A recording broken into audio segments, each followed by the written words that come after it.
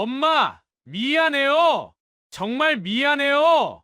아들의 떨리는 목소리가 귓가를 스쳤지만 그 뒤에서 들려오는 며느리의 날카로운 고함이 제 심장을 얼어붙게 만들었습니다. 뭐해? 지금 아니면 기회 없어. 빨리 밀어. 순간 아들의 손이 제 등을 밀쳤고 저는 차가운 겨울 바다를 향해 떨어지기 시작했습니다. 영하의 바닷바람이 얼굴을 핥히고 지나갔고 파도 소리가 제 비명을 삼켜버렸습니다. 떨어지면서 마지막으로 본 것은 살려달라고 뻗은 제 손을 외면하는 아들의 눈빛이었습니다. 그렇게 저는 검은 바닷속으로 사라졌습니다. 그런데 놀라운 이야기가 지금부터 시작됩니다. 오늘의 사연 시작하기 전에 구독 버튼 한 번만 눌러주세요. 매일 새로운 이야기로 찾아뵙겠습니다. 구독과 좋아요는 무료입니다. 안녕하세요. 저는 한영숙입니다. 65평생을 살면서 가장 추웠던 순간은 한겨울 바다에 빠졌을 때가 아니라 내 아들이 나를 바다에 밀어 넣었을 때였습니다. 제 인생은 평범했습니다. 25의 과부가 되어 혼자 아들을 키웠고 작은 김밥집을 운영하며 하루하루를 버텼습니다. 손님들은 늘 말했습니다. 사장님은 참 검소하게 사신다고 아들 하나 키우느라 고생이 많으시다고요. 맞습니다. 저는 검소하게 살았습니다. 하지만 그들이 몰랐던 게 하나 있었습니다. 20년 전 우연히 얻은 개발 정보로 강남 땅을 샀고 그 땅이 지금은 수백억이 넘는다는 사실을요. 아무도 몰랐습니다. 아들 민준이도 며느리 윤지혜도 심지어 제 통장을 관리하는 은행 직원조차도야. 저는 여전히 낡은 원룸에서 살았고 버스를 타고 다녔으며 10,000원짜리 운동화를 신었습니다. 왜냐하면 저는 알고 있었으니까요. 돈이 사람을 얼마나 망치는지 자식마저 괴물로 만드는지를요. 하지만 제 조심성도 소용없었습니다. 며느리가 결국 제 비밀을 알아냈고 그 순간부터 저는 죽어야 할 사람이 되어버렸습니다. 그날 밤 바닷물은 칼날처럼 차가웠습니다. 파도에 휩쓸려 정신을 잃었다 깨어났을 때 저는 낡은 어선 안에 누워 있었습니다. 거친 손으로 제 맥을 짚고 있던 노인이 혀를 차며 말했습니다. 아이고 살았네. 조금만 늦었으면 저승 갔어. 70평생 바다에서 살아온 어부 박노인이었습니다. 그는 새벽 조업을 나갔다가 파도에 떠내려가는 저를 건져 올렸다고 했습니다. 저는 떨리는 입술을 억지로 움직여 물었습니다. 혹시 다른 사람은 못 보셨습니까? 저 말고요. 없던데 혼자 떠내려오고 있었어. 그 말을 듣는 순간 제 온몸의 피가 거꾸로 솟구쳤습니다. 아들과 며느리는 저를 밀어놓고 유유히 떠났다는 뜻이었습니다. 구조 신고조차 하지 않았다는 뜻이었습니다. 저는 주먹을 불끈 쥐었습니다. 손톱이 손바닥을 파고들었지만 아프지 않았습니다. 분노가 고통을 삼켜버렸으니까요. 사흘 뒤 박노인의 낡은 텔레비전에서 뉴스가 흘러나왔습니다. 앵커의 차분한 목소리가 제 심장을 얼어붙게 만들었습니다. 동해안에서 신원 미상의 여성 시신이 발견됐습니다. 파도에 심하게 훼손되어 얼굴 확인이 불가능한 상태입니다. 화면에는 경찰들이 하얀 천으로 덮인 무언가를 옮기는 장면이 나왔습니다. 그리고 이어진 다음 화면이 제 숨통을 조였습니다.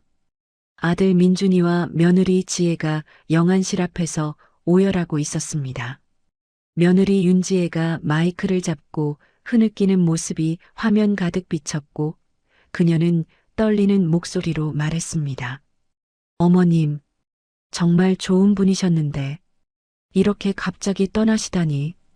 거짓 눈물이었지만 경찰관은 그녀의 연기를 믿는 듯 보였고 조심스럽게 물었습니다. 고인의 신원을 확실히 확인하셨습니까? 민준이가 고개를 끄덕이며 대답하는 목소리는 슬픔으로 가득한 것처럼 들렸습니다. 네, 어머니가 입으셨던 외투랑 신발이 맞습니다. 그리고 결혼 반지도 확인했고요. 새빨간 거짓말이었습니다.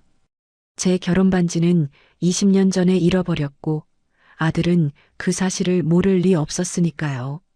하지만 경찰은 유족의 말을 그대로 믿었고 유전자 검사 결과가 나오기도 전에 신원 확인은 그렇게 허술하게 끝나버렸습니다. 박노인이 라면을 후루룩 먹으며 텔레비전을 보다가 혀를 차는 소리가 들렸고 그는 중얼거리듯 말했습니다. 요즘 자식들은 참, 어미 시체도 제대로 안 보고 확인을 해? 저는 대답 대신 주먹을 쥐었습니다. 그들이 왜 그렇게 서두르는지, 왜 유전자 검사 결과를 기다리지 않는지, 그 이유를 저는 너무나도 잘 알고 있었으니까요. 2년 전 그 겨울날, 며느리 지혜는 시어머니 방의 낡은 옷장을 정리하다가 먼지 쌓인 서류 봉투 하나를 발견했고 봉투를 열어본 순간 그녀의 손이 덜덜 떨리기 시작했습니다. 강남 한복판 3,000평, 시가 500억이 넘는 땅의 등기부등본이었습니다. 명의는 한영숙으로 되어 있었고 지혜는 그 자리에서 얼어붙었습니다. 맨날 버스 타고 다니던 시어머니가 10,000원짜리 반찬 아껴 먹던 그 노인네가 이런 어마어마한 땅을 숨기고 있었다니요. 그날 밤 지혜는 떨리는 손으로 남편에게 서류를 내밀었습니다. 여보, 이거 봐. 시어머니가 이런 땅을 가지고 계셨대. 민준이의 눈이 서류에 박혔습니다. 500억이라는 숫자를 본 순간 그는 소파에 털썩 주저앉으며 머리를 감싸쥐었습니다. 500억이라고? 그런데 왜 우리한테는 한마디도? 그의 목소리가 떨렸습니다. 사실 민준이는 그 누구에게도 말하지 못한 비밀을 안고 있었습니다. 30억이라는 불법 도박 사이트 빚이었습니다. 처음에는 가벼운 마음으로 시작했던 것이 눈덩이처럼 불어났고 이제는 사채업자들이 매일같이 전화를 걸어왔습니다. 회사 앞까지 찾아와 협박하는 지경에 이르렀고 아내 지혜조차 모르는 끔찍한 비밀이었습니다. 민준에게 500억은 구원의 밧줄처럼 보였습니다. 지혜가 남편의 떨리는 어깨를 잡으며 속삭였습니다. 여보, 이건 원래 당신 거잖아. 아들이 당연히 물려받아야 하는데 시어머니가 유언장이라도 바꾸시면 어떡해? 그녀의 목소리는 달콤했지만 독이 스며 있었습니다. 침묵이 흘렀습니다. 그 침묵 속에서 악마가 속삭이기 시작했습니다. 한편 저는 박노인의 낡은 휴대폰을 빌려 조카 태준에게 전화를 걸었습니다. 전화 너머로 들려온 조카 태준의 목소리는 믿을 수 없다는 듯 떨리고 있었습니다. 고모, 정말 고모세요? 저는 쉰 목소리로 대답했습니다. 그래, 태준아. 고모 살아있다. 어떻게? 뉴스에서 돌아가셨다고. 이태준은 20살에 부모를 동시에 잃고 거리를 헤매던 아이였습니다. 제가 그 아이를 거두어 대학까지 보내주었고 지금은 부동산 중개업으로 제법 성공해서 강남에 사무실을 차렸다고 들었습니다. 그 아이라면 제 편이 되어줄 거라고 믿었기에 모든 것을 털어놓았습니다. 바다에서 밀려 떨어진 일, 어부에게 구조된 일, 그리고 아들 부부가 저를 죽은 사람으로 만들어버린 일까지 하나하나 설명했습니다. 태주는 분노로 떨리는 목소리로 소리쳤습니다. 고모, 당장 경찰에 신고하세요. 제가 지금 바로 갈게요. 아니다. 아직은 안 돼. 저는 그를 말렸습니다. 증거가 없었습니다. 바닷가에는 CCTV도 목격자도 없었고 제가 아무리 살인 미수라고 주장해도 그들은 사고였다고 우길 것입니다. 오히려 치매 걸린 노인네의 망상으로 치부될 수도 있었습니다. 그럼 어쩌시려고요? 놈들이 원하는 대로 해주는 거다. 장례식까지 다 치르게 놔뒀다가 저는 잠시 말을 멈췄습니다. 창밖으로 차가운 파도가 보였습니다. 장례식장에 내가 나타나는 거야. 빨간 원피스 입고 말이다. 장례식장은 조문객들로 붐볐습니다. 하얀 국화꽃 화환들이 입구부터 복도까지 빼곡하게 늘어서 있었고 그 사이로 검은 옷을 입은 사람들이 오가며 수군거렸습니다. 식당 쪽에서는 육개장 냄새가 풍겨왔습니다. 조문을 마친 사람들이 삼삼오오 모여 국그릇을 앞에 놓고 수저를 놀리며 이야기꽃을 피우고 있었습니다. 한 중년 여자가 육개장을 한 숟가락 떠먹으며 옆 테이블 사람에게 말했습니다. 어휴, 그 많던 재산은 이제 다 아들 며느리 차지겠네. 민준이 걔는 진짜 복도 많아. 맞은편에 앉은 남자가 고개를 끄덕이며 소주잔을 비웠습니다. 그러게 말이야. 한영숙 사장님이 평생 안 쓰고 모은 돈인데 죽어서 헛되이 됐지 뭐. 그들의 대화를 뒤로하고 저는 천천히 장례식장 정문으로 걸어갔습니다. 오늘을 위해 특별히 준비한 빨간 원피스를 입었습니다.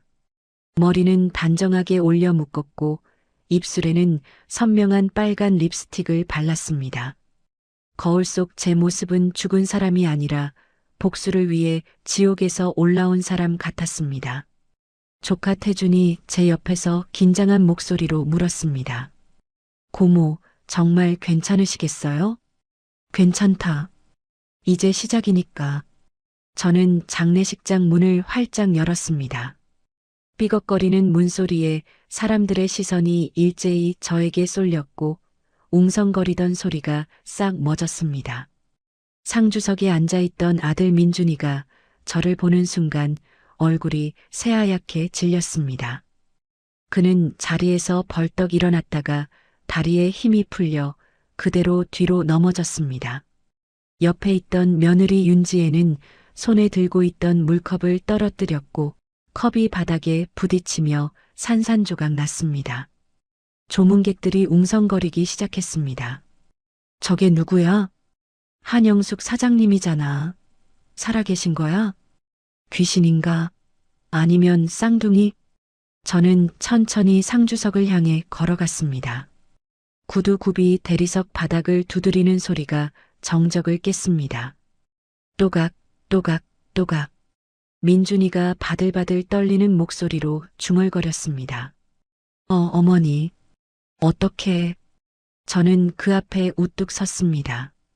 빨간 원피스를 입은 제 모습이 형광등 불빛 아래 선명하게 드러났고 사람들은 숨죽이며 이 믿을 수 없는 광경을 지켜보았습니다. 저는 차갑게 입을 열었습니다. 왜 그렇게 놀라니? 내가 살아 돌아와서 실망했니? 윤지혜가 황급히 다가오며 떨리는 목소리로 말했습니다. 어머님. 정말 어머님이세요? 우리가 얼마나 걱정했는지 아세요? 거짓말이었습니다. 그녀의 눈빛에는 걱정이 아니라 공포가 가득했으니까요. 저는 그녀를 똑바로 쳐다보며 말했습니다. 걱정? 내가 죽었다고 확인해 놓고 유전자 검사 결과도 나오기 전에 장례식부터 서두른 게 걱정이었나? 장례식장이 술렁거렸고 사람들의 속삭임이 파도처럼 퍼져나갔습니다. 저는 품에서 녹음기 하나를 꺼냈습니다. 조카 태준이 겨울 바다 절벽에 숨겨뒀던 소형 카메라로 찍은 영상의 음성이었습니다. 재생 버튼을 누르자 며느리 지혜의 목소리가 장례식장에 울려 퍼졌습니다. 뭐해? 지금 아니면 기회 없어. 빨리. 이어서 아들 민준이의 떨리는 목소리가 들렸습니다. 엄마 미안해요.